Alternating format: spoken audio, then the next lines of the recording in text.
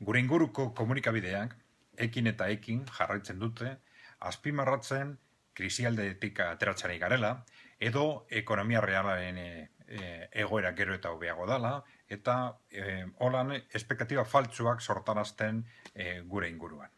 Behin eta berriz esan behar dugu ezetz. Ez dagoela horrelakorik, bardin da askundia izatea 0, 1 edo 2%. Bardin da, objetiboki ez, baina ikuspegi honetatik langabezia apur bat goruntza edo apur bat beruntza egotea.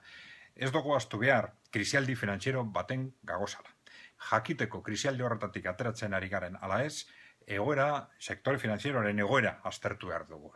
Sektore finantzieroaren egoera aztertuta, sorpetze mailan eta merkatu espekulatiboen egoera, 2008an baino txarrago dala. Sakoneko arazoa ez dala bideratu.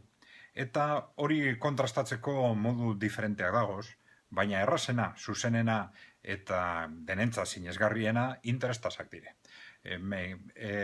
Banku zentralen estrategietan edapen monetarioa eta interestasak 0tik hurbel jarraitzen duten bitartean, ez dala sinesgarria inorentzat, ez dago azterketa seriorik horrelako gauzarik esateko gaidenik hori kontutan hartuta.